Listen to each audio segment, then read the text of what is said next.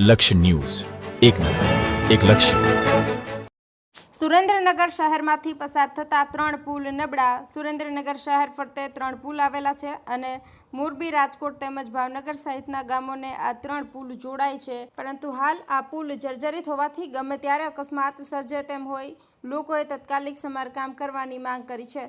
સુરેન્દ્રનગર શહેરી વિસ્તારમાંથી બહાર જવા મુખ્યત્વે સરદારસિંહ રાણા પુલ, દુધરેજનો નર્મદા કેનાલ પર બનેલા પુલ અને રાજકોટ તરફ જવા ડેરીવાળો પુલનો ઉપયોગ કરે છે, પરંતુ દુધરેજ નજીક આવેલા નર્મદા કેનાલ પરના પુલ પરથી રોજ રાધનપુર, પાટડી, ધ્રાંગધ્રા, મોરબી, કચ્છ તરફ જવાવાળા વાહનો તેમજ રાજસ્થાન તરફ જવાવાળા કન્ટેનર ભારે વાહનો પસાર થાય છે.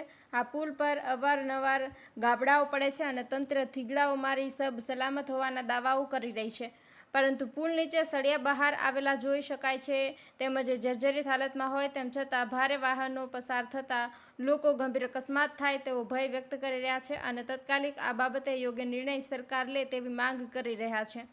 સુરેન્દ્રનગર શહેરમાંથી બીજો પુલ ડેરીવાળો પુલ છે. આ પુલ પર સળિયા બહાર દેખાઈ રહ્યા છે, તેમજ વચ્ચેની સાઈડમાં આર પાર દેખાય તેમ જગ્યા થયેલી છે અને ભારે વાહનો ચાલતા આ પુલ ભારે ધ્રુજારી કરતા અનુભવાય છે.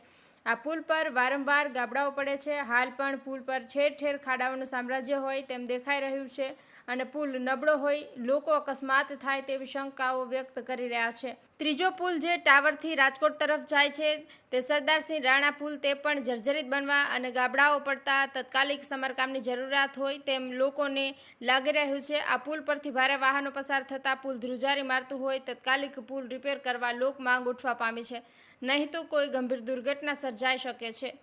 બ્રિજેશ ત્રિવેદી, સુરેન્દ્રનગર.